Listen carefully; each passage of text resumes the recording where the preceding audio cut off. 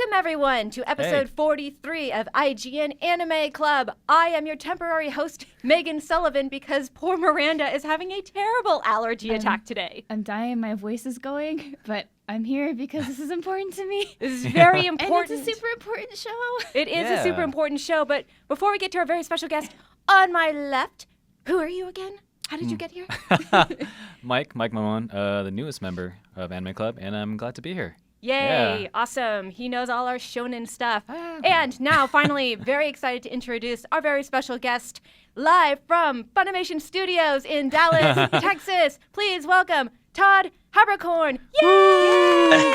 Anime. Well, again, thank you guys for having me. And I am a huge IGN fan. I look at the site every day. And like I was telling you earlier, I was on the site.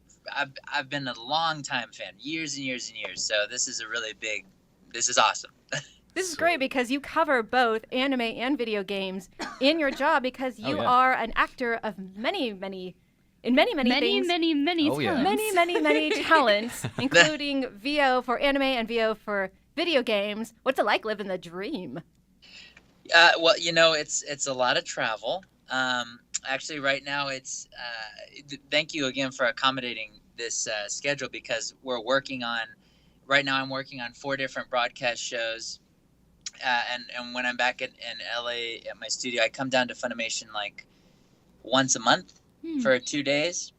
And now, because of all these broadcast shows, I've got to be down here like consecutively 1 day a week to record the shows that I'm working on right now. I'm working on an upcoming theatrical release that Funimation is doing, and then back home, I assist and direct on shows for broadcast dubs out here also. So like actually tomorrow I have actors coming over to the Habitat and we're gonna get stuff recorded for the broadcast. But it's amazing to be a little kid and to know what you want to do, because I feel like a lot of people when they grow up, it's a mix. Either people know exactly what they want to do or they have no idea and they spend a lot of years searching. And there's nothing wrong with either path. I was one of those kids that was like, this is what I want to do, acting. Now, voice acting came along much later in my career after stage and movies and television and commercials and stuff. And I just didn't know it was even it just didn't even occur to me that was a thing to do. And so then when it found me, I guess, kind of like E.T., like he chose me. Like when that happened, I went with it, and I have been so honored and blessed and fortunate to work with amazing talents and to travel all over the world to record and to meet fans. So it's been awesome. Well, how did you get into voice acting specifically then? Because that wasn't your initial path. Yeah, no, voice acting. Someone saw me doing stilt walking. Okay. And they Nice. were talking to me. Because when I was in college, I used to.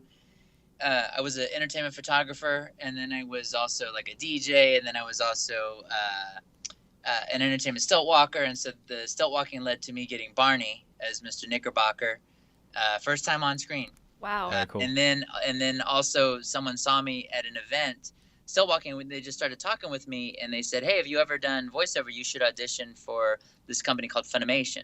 And so I went down there and auditioned, and they didn't hate it and kept me around, and there we go. I've been with them for 10 years. Do you still do stilt walking? No, you know what?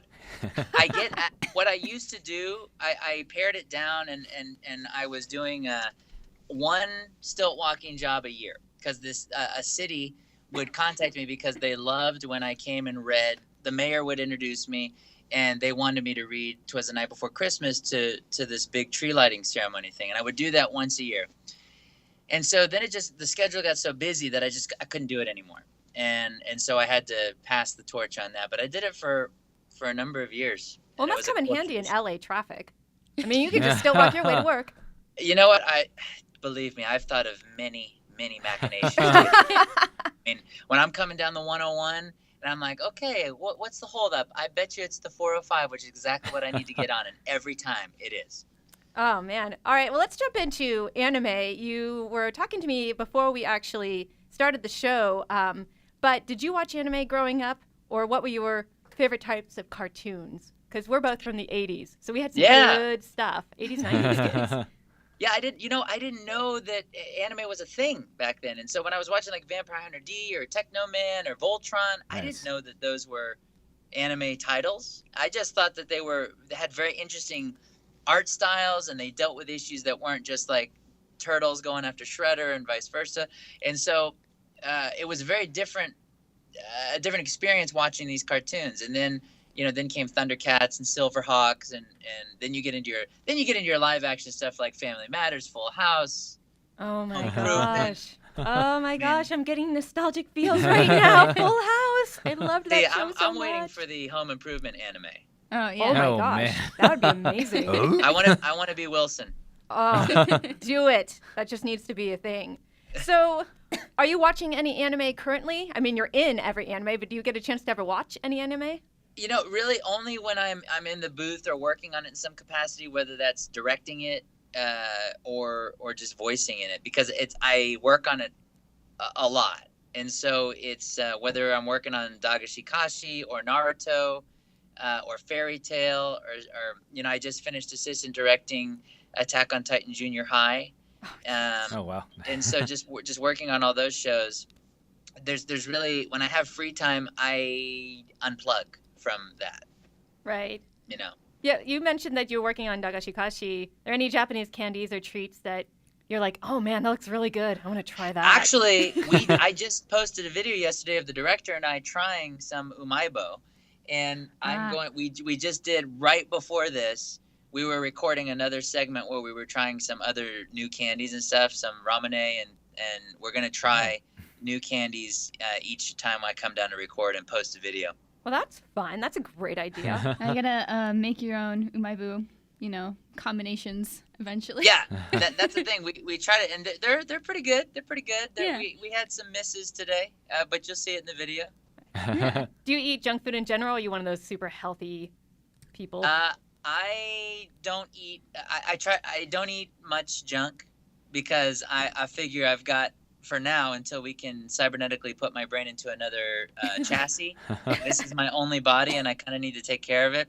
But I do have like a cheat day once a week, and it's awesome. Well, what do you eat when you eat on your cheat day?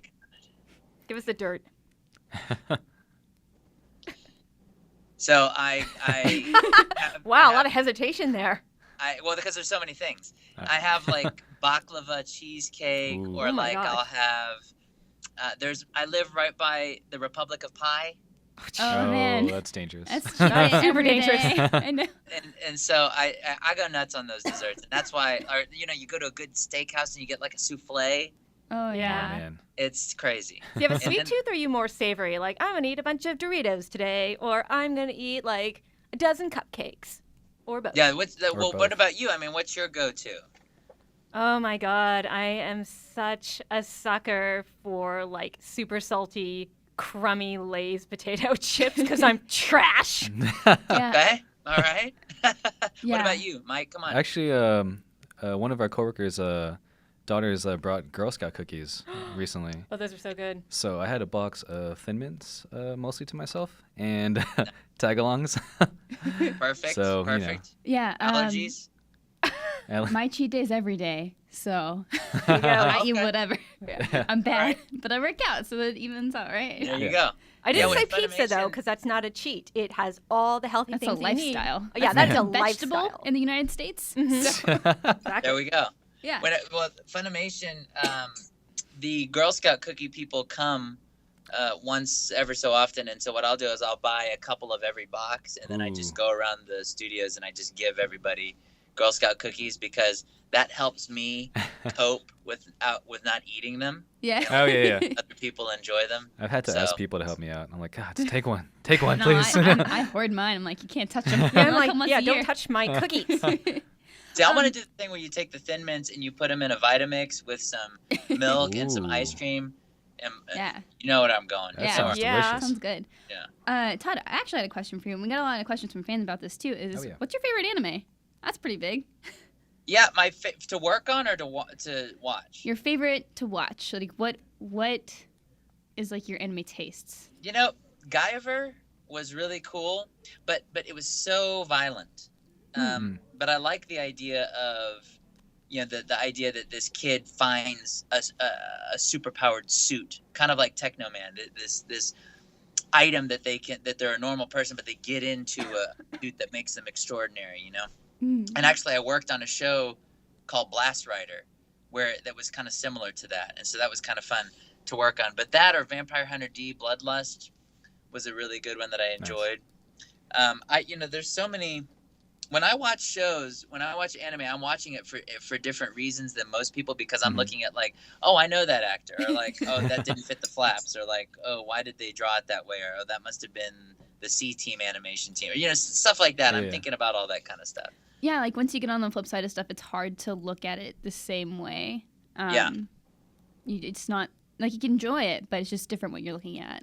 Well, I'm sure with you guys, like, you look at like other video game sites and you're like, well, that's not how we would have done that. That's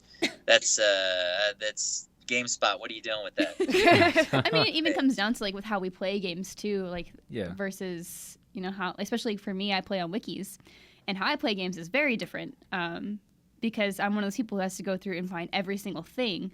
Yep. But you learn like different ways to do that, and sometimes like when I'm demoing a game, people will be like, oh, that was weird. You found all the things. I'm like, yeah, of course I did. That's my job. Yeah, that's right. Yeah, so you look at things differently, but cool. So you've been in about a gazillion things, including Fairy Tail. You're most famous for being Natsu on Fairy Tail. Yeah. I actually do have a question. Do you ever answer when someone goes, hey, Natsu? And you're like, yeah. Yeah. Yeah, it's funny because every time I go to an event, someone wants me to scream a call out. Yeah. And usually I'll do it for the most part, but usually I have to record the next week for the whole week. And so I can't waste those. I have like a finite amount of those before my throat's like, listen, I'll turn this throat around and we'll go right home. So I kind of have to, I try to accommodate as best I can. But what I think is really cool about going out to the conventions and seeing the fans and meeting the fans is the fact that they have something that gets them through hard times. Like I'll meet these fans that are like, I was in the hospital for something and it was watching Ouran High School Host Club that got me through that, or watching Fairy Tail that got me through that. And I don't have anything like that. I don't have anything that gets me through the kind of the trials of life, like a breakup or this or that. I read books and try to like work through it like a self-help style. But it's so great that people have a form of entertainment that they watch that they truly escape into. And so I'm envious of that with them. And so it's really cool to see what everyone's different, benevolent poison is. Sure. I know you play a lot of heroes. You also play a lot of villains. Which do you prefer? Do you prefer playing the hero, or do you like being all evil and smarmy? It's tricky because I've had the fortune of playing within heroes and within villains every variation of those guys. So there's something that I like from each side. I think with the villains, they get to color outside the lines a little more, and they get to have a little more fun. But the hero also gets the girl at the end, and I like girls, so that's appealing to me. But I think each one, it just depends on the how they fit into the show as a whole, whether or not I like heroes or villains. I just like to get behind the mic. All right, that's fair enough. So you are in several dubcasts basically going on. I mean, first of all, that's a miracle, because back in my day, we had to go treasure hunting for VHS tapes that were Japanese bootlegs. And now it's like almost instantaneously. I mean, Dagashi Kashi is still playing in Japan, and you're there recording episodes of Dagashi Kashi where you play coconuts. So that's, first of all, it's insane to me. But are there any upcoming simulcast shows you'd love to be a part of? Well, in terms of what's out there right now, I'm in 4 or 5 of them. I don't know what else is out there. One thing that I do want to be in that I hope comes about is D. Gray Man, because I know that Viz started talking about the next season of D. Gray Man, and I know Shar over there, and we worked together a lot on a lot of shows when she was at Funimation and then with Sailor Moon and such. And so my hope is that they're like, let's bring back Alan. Let's do it. So I'm hoping that I'll get to step back into Alan's shoes again and do some Gray Man. Well, I think after all those episodes that you did, it just makes sense for you to come back. I mean, continuity is important, and you did an amazing job. Well, thank you so much. I loved that show because I also directed it, and I got to cast it, and I worked on that show a lot. And so it would be awesome to finish that show. As far as Dagashikashi goes, it's great working with the director, Kyle Phillips. I was one of his first actors and directors that he worked with when he started engineering. We were just talking about this. Engineering at Funimation like 8 years ago.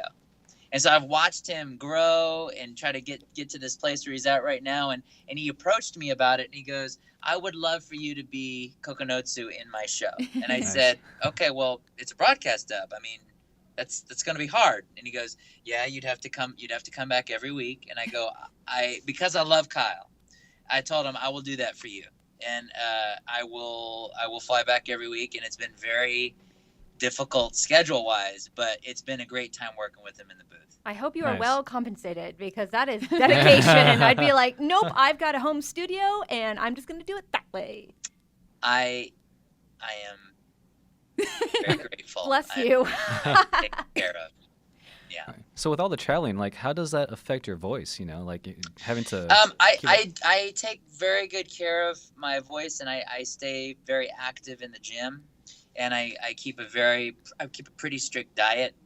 I try to work out about 10 hours a week. I try to keep a very regimented schedule with eating and a balanced diet, and I try to get enough sleep.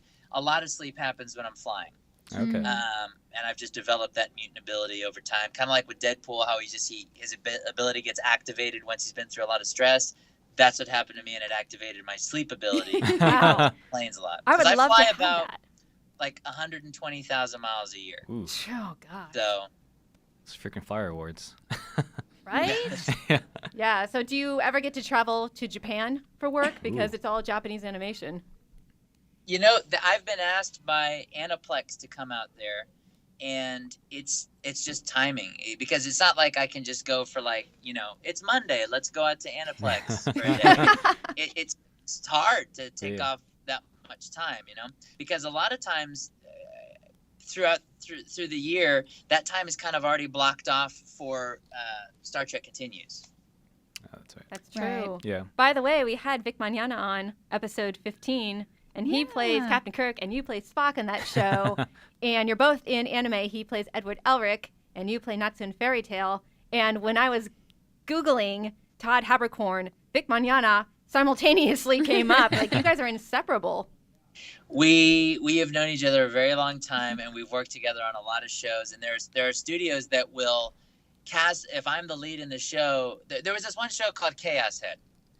And at the end of the show, there's another version of me that shows up, and they saved that role for Vic. And also, Nice. in Digimon, one of the roles that I played, I got to be Vic's dad. The last episode of Bleach, it was Vic versus me. That's Nice. beautiful. That's We work on Star Trek Continues together, and that takes up like almost 6 weeks of our year. So we just finished shooting. Today's Tuesday. Sunday, we just finished shooting the last bits of episodes 6 and 7, and so we're gearing up for another Kickstarter, and we're gonna finish out the remainder of our season. Aren't you just sick of him? Just, he's everywhere. I can't get away from him.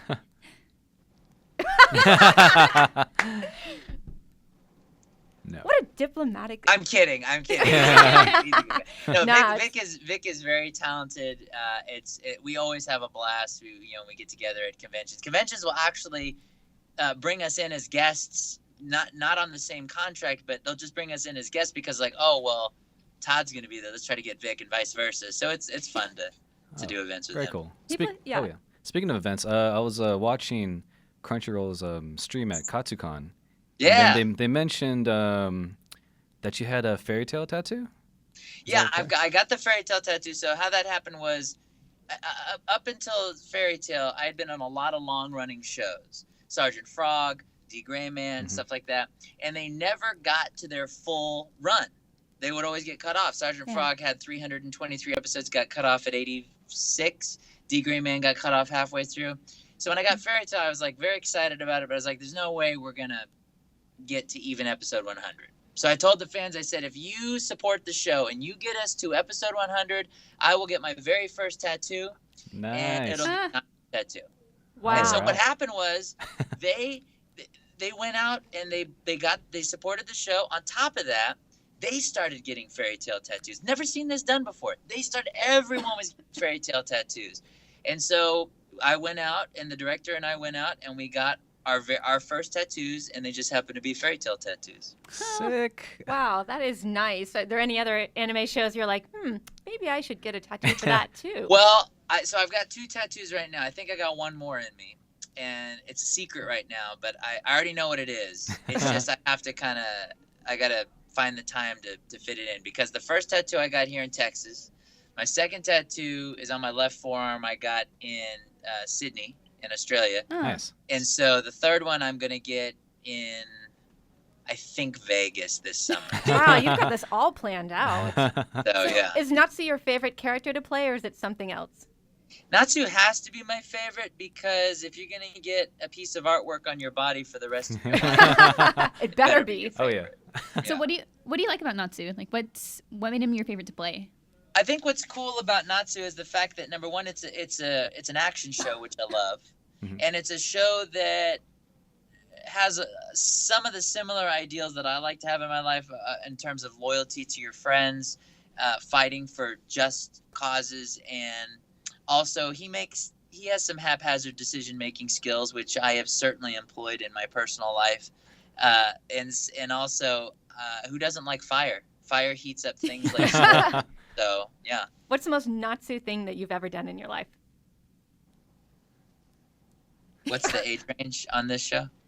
Well, we don't curse. We don't curse. We just generally keep it like PG-13ish or something. Oh, then We get kind of lewd. let me find another story. What did Natsu do then?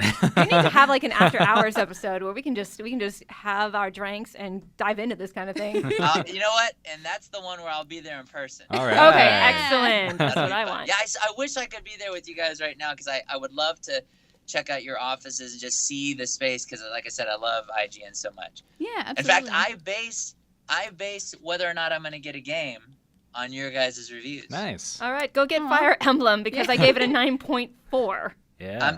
Listen, one of the directors here is just playing it inside on his break. Sweet. I also look at the comics to buy for the week. I check out Josh that does on an awesome IGN. job. Oh, yeah. So, You heard it here first, people. If IGN is cool enough for Todd Haberkorn, you got to jump on the site, check out our reviews, check out our wikis. It's all good. Yeah. Oh, yeah.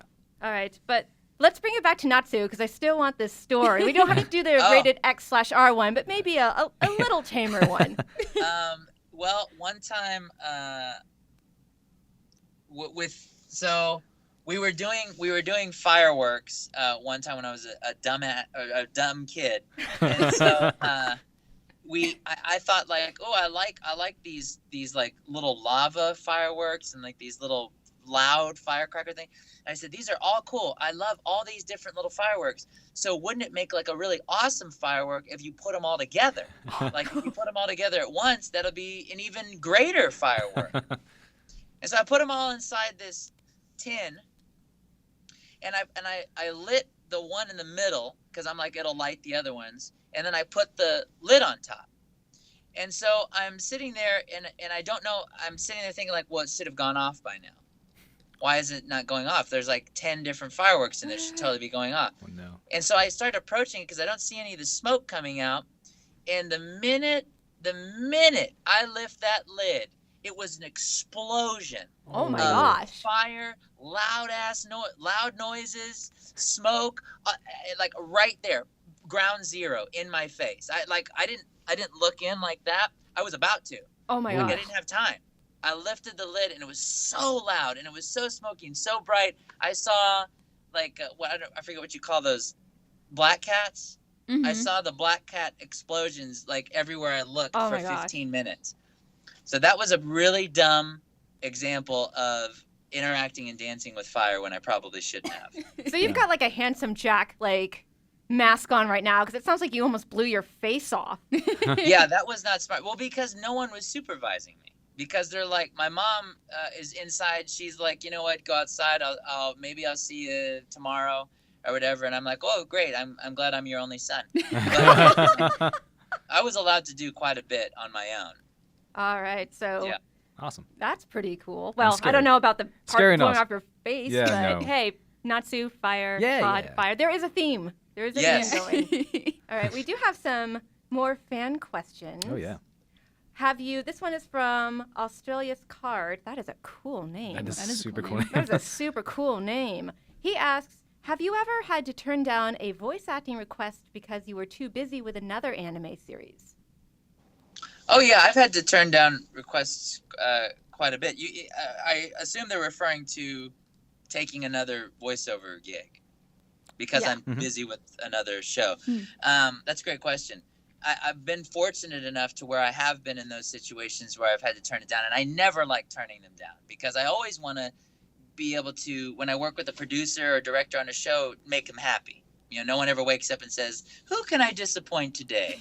So I try to work the schedule around, and I try to do what I can. I mean, there are times when I'm working in so many different studios. Luckily, no complaints, never complaining. But I've had to get on like 7 or 8 flights in a week to try to make it to all those different studios to record. Jeez. Oh man.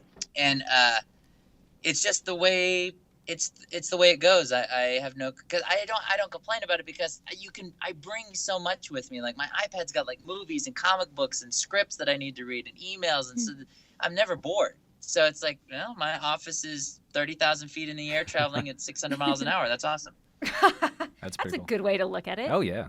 All right. Megan Murphy asks, whether it's adapted into an anime already or not, if you could be the voice of any character, who would it be and why? Oh my God, Terry McGinnis from Batman Beyond, Nice. Batman, Nightwing, Robin,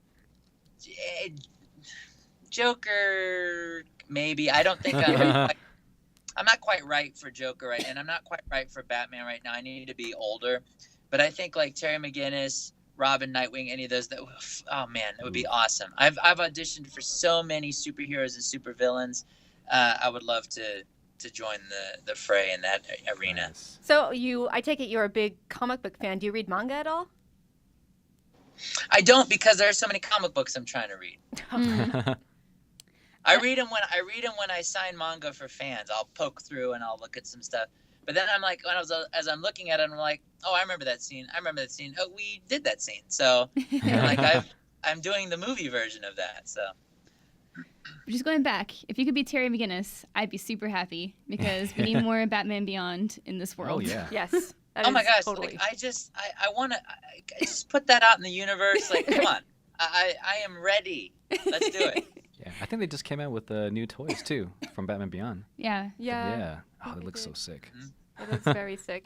Was that or maybe it was separate, the Square Enix Play Arts Batman thing that Alana was flipping out over at the toy convention? There's always so Yeah, I many know what cool you're talking ones. about. Yeah. Yeah, it was really, really sick. All right, bringing it back to animes. Adam Woodhouse asks, of all the series you have voiced a character in that have ended, which would you like to see rebooted, have a new series made, and if they were, would you return as the voice? We talked a little bit about D. Gray Man. What are some other anime where you're like, I would love to be a part of this if it were rebooted? If it's not D. Gray Man, that's my first pick. If it's not D. Gray Man, Sergeant Frog. Oh, nice. Totally. That Yeah. was such a fun show, and that was a show where I was able to fit the most inside personal jokes in, like from my life, and do a lot of improv on those shows. That show was very exhausting to record because I would record it 12 hours a day. Wow. Wow. So that was years ago when I would record from 10 to 6 on episodes like 12 through 15, and then 6 to 10 episodes like 7 through 9. How much improv are you allowed to do? Because I know lip flaps and stuff like that is pretty difficult to get around. Yeah, well, with Sergeant Frog, it was kind of like we rewrote we rewrote the scripts and rewrote the stories to have more of a humorous American slant. Mm-hmm. So there was a little more wiggle room for stuff like that. But you don't do that so much on like Fairy Tale and stuff like that. Yeah, you really don't get to do that. Where you improv, I guess, is on reactions and fighting reactions and stuff like that, but nothing like Sergeant Frog. Do you do efforts at the end of your recording where you're like, you can't make me scream at the beginning or I'll have no voice left for the rest of the day? For me, I need to do it when it comes up, because the longer the session goes, the less vocal stamina I have.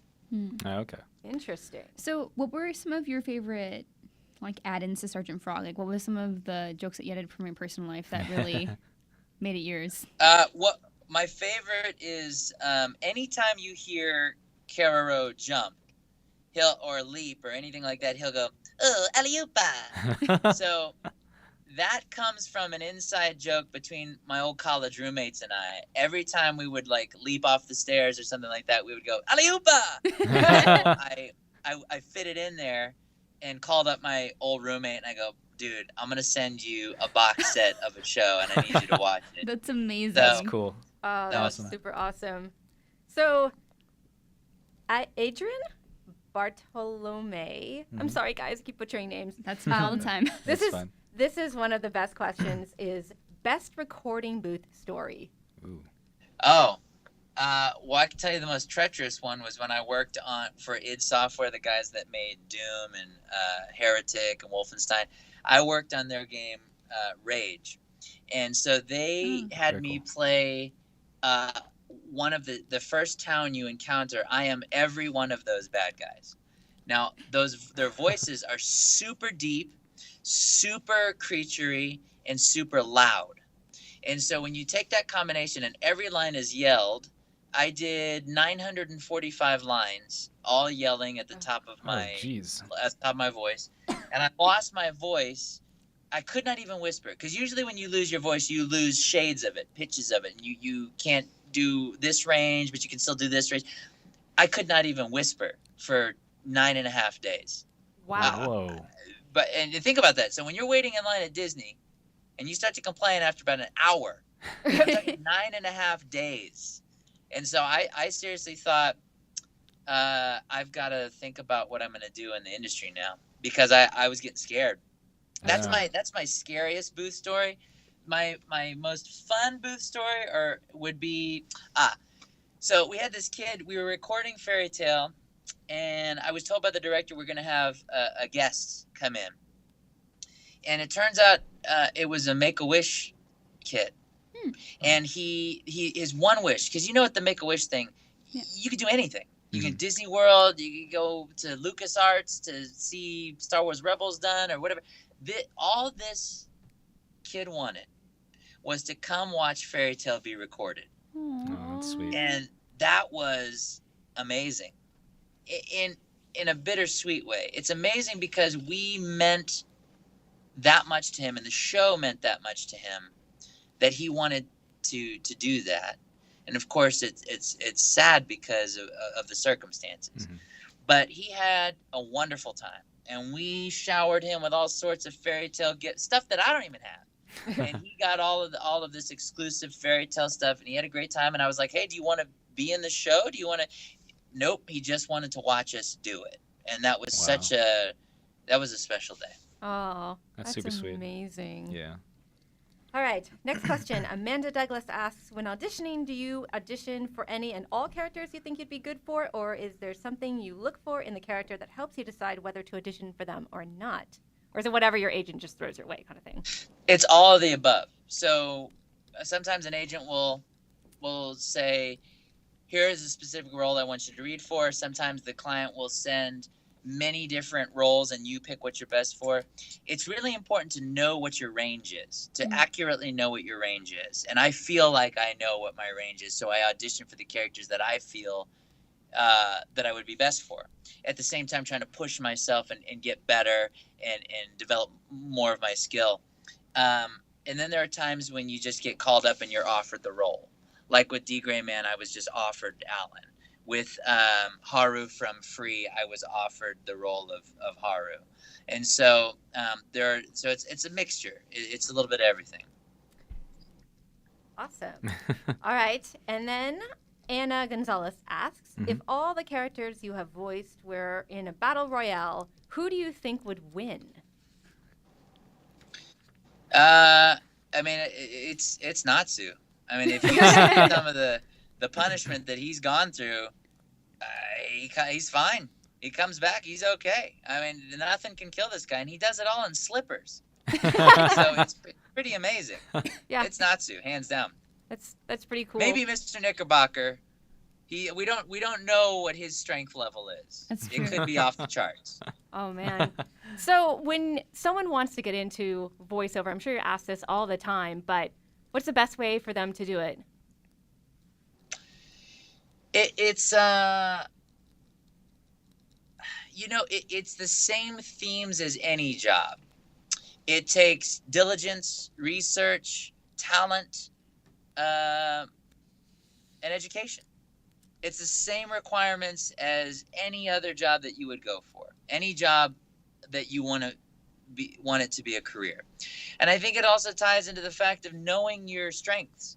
Knowing your strengths, but knowing where you could improve are kind of two different things. Because there's a certain amount of like training to do something, to get better at something, and then there are certain things that you just can't do. And knowing the differences between those things is important. Like, I know for a fact I will never be an NFL football player. As much as I want to go on the field and, have a stadium hot dog named after me, it ain't gonna happen.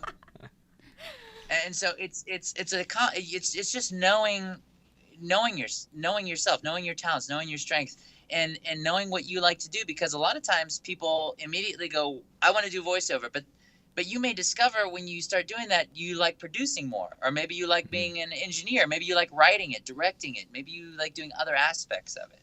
So it's all of those things. Go ahead, Miranda. I just want to ask, could you tell us a bit more about directing, voice acting and all that? Yeah. That's a side you don't hear about very often. Yeah, with directing, it depends on the project. With voiceover in particular, it's your job to really paint the picture for the actor, because especially with anime, a lot of times the actor doesn't have any idea what's going on in the episode. They don't know what's going on. They don't know where their character's at in the episode, and you have to know the show so well that you can paint that picture for them so that they can give an accurate performance, especially because everyone records individually. And so you want to be able to make everything sound fluid and flow. Kind of like with, I loved Arkham Knight. But one thing that I noticed was that it didn't seem like everyone recorded at the same time. It didn't seem like everyone was in the same game space, if I were to give one directorial critique. And that could be for a number of reasons. Scheduling, maybe the difficulty of, because that's the other thing directors have to juggle. Maybe an actor can't come in. Maybe an actor doesn't like this actor, so they don't want to record together, something like that. And so I pay attention to stuff like that. So that's what I felt like with that game. There were certain aspects in there where I'm like, I don't think everyone is hearing what the other person is recording, so the way they're responding isn't really, there's not a flow. Does that make sense? Yeah, absolutely. I played Arkham Knight, but that's what I noticed. Ever recommend them to go back to, like you say, like the Japanese episode and like watch it and say, hey, listen to this person, how they're doing it? Or do you just kind of have them, act their own way for this character? Well, when we're recording, we watch each cue. And so if we're doing it, if I have 5 cues as Natsu, we're going to watch those 5 cues in Japanese. So we can see the energy, look at the flaps, all that kind of stuff. Then we come in and then we knock it out. So at that time, the director, Tyler Walker in this case, will tell me what's going on in the scene, where we're at in the story, and then we watch the cues, and then we come in and grab it. Okay. Sweet. Yeah. Generally, how long does it take to record one episode? One episode, about a week. Yeah. Yeah, about a week, depending on how talky it is. Like for me, actually, for Dagashikashi, I just completed an episode that by the line count, took 9 hours just for my lines. Yeah. Wow. Oof. So it's beefy. That's definitely beefy. So when you are going into these roles, how do you prepare? Because I mean, if you read some of the scripts, it's like gobbledygook. Yeah, I mean, with anime, honestly, for me, I know all the archetypes. There's very little that surprises me in a show, because I know, like with Dagashikashi, I immediately knew from the first episode, I know exactly how this is gonna go. He's going to be afraid of these girls. He's never going to look at them in a romantic sense until something overtly sexual pops up, and he's going to get embarrassed, and he's going to pull back. Like, you just kind of know after, doing it for a while. As far as preparation goes, it really isn't like that in a sense. For the most part in anime, you really rely on the director to be your key, your legend, Mm-hmm. And so you just kind of go in and based on what the director tells you, watching the scene, informing yourself what's going on in the script, you make your informed decisions at that time, and you find the voice together. And once you set the voice, then you're able to move forward with recording. But I really rely on a good team around me to make it happen. Cool. Wow. That is awesome. That's a lot of voice acting tips right there. It definitely is, which I think is awesome. So do you actually, darn it, I forgot my awesome question. Oh no. I hate it when that happens. No. But do you actually have your schedule for the rest of the year already planned out? Because you go to a lot of conventions. I actually have my schedule booked out right now through September of next year. And so actually just today I got something that is on the dock for September of 2017. So I have 2 assistants.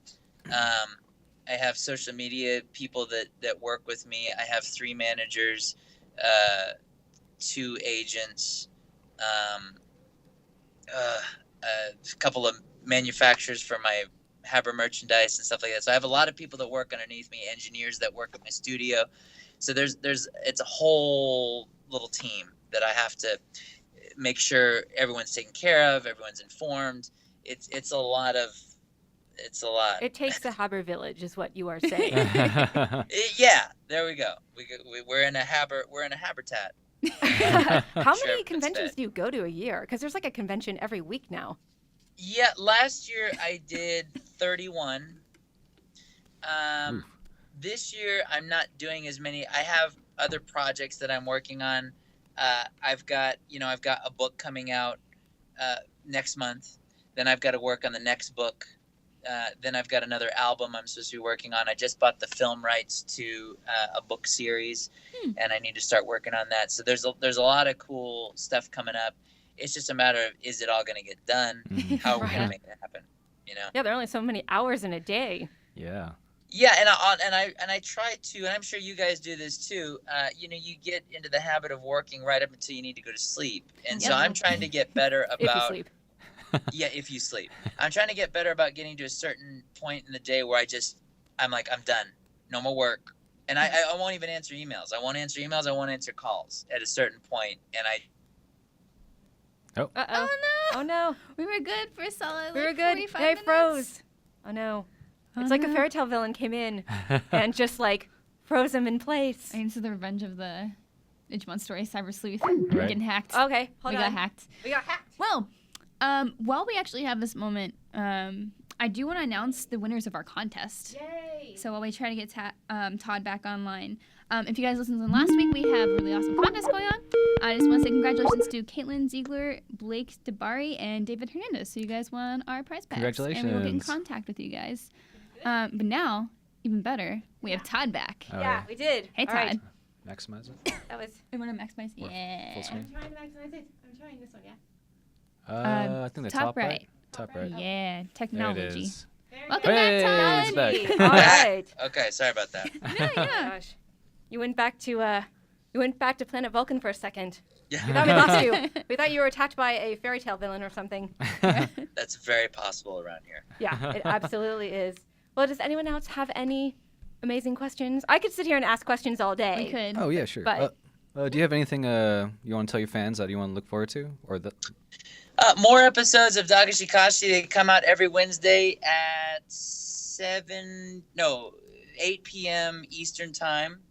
We've got new episodes of Star Trek Continues coming out. We're also going to be launching our next fundraiser to make more episodes. We've got more Fairy Tale coming. Yeah. I've got new Haberware T-shirts coming out. We just had our first exclusive, a new line of exclusive T-shirts at Katsucon. We've got more coming out. There's a lot of great stuff. Follow me on Twitter at Todd Haberkorn and on Instagram at Haberographer. And I am so honored to be on IGN, and I hope to see you guys in person next time. Oh, Yeah, for absolutely. Sure. We'd love to have you in and play games. Yeah. And Oh yeah. have that extra recording session after dark. Yeah, yes, we definitely still need to hear that one Natsu-esque story that you cut yourself off from. I was like, no, I gotta have some closure on this one. You can even be on one of our live streams. We have a lot of anime Oh, games yeah, that's right. that we review. Yes. Yeah. You can do that. Natsu playing Natsu That'd be fun. versus Natsu. I love it. Yeah, that kind of thing. Well, thank you so much for joining us Yeah. from Funimation Studios in Dallas, Texas. If you guys have your favorite Todd Haberkorn roles and anime, let us know on our Facebook group. Can't talk all of a sudden. You can find that at facebook.com/group/IGN Anime Club. It's called the it's called the IGN Anime Club official group. I'll make it. Yes, you got this, I usually Miranda. get that down like really perfect, but the Yes. allergies are. Okay. We also have T-shirts, so make sure to Yeah. go Oh, to the IGN store and order IGN Anime Club T-shirts because we have black, red, blue, teal, and pink. And if you guys want anything Yeah, else, really cool. I need let to get us one know. still. Yeah. I'm gonna go order mine. yes, Yeah. there you go. I was supposed to wear mine today, but it's in the laundry, so nope. Yay. Laundry. It's All too right, bad. cool. Well, thank you so much for joining us, Todd. Thank you so much Yeah, to thank everyone you. out there who is watching and listening right now. And so, Todd, can you? Oh. Uh-oh. Well, I There can we still go. hear you. There There we you go. are. All Man, right. it's like a storm coming through. So, can you give everyone your Twitter handle one more time? Twitter handle is at Todd Haberkorn. All right, Miranda, where can people? You can find me at Havokers, not Havok with a K. Right. And you can find me at XP M&Ms. All right, cool. And I am Megan, MEGHAN_IGN. Thank you so much for joining us. We'll see you next week. Bye-bye. Bye.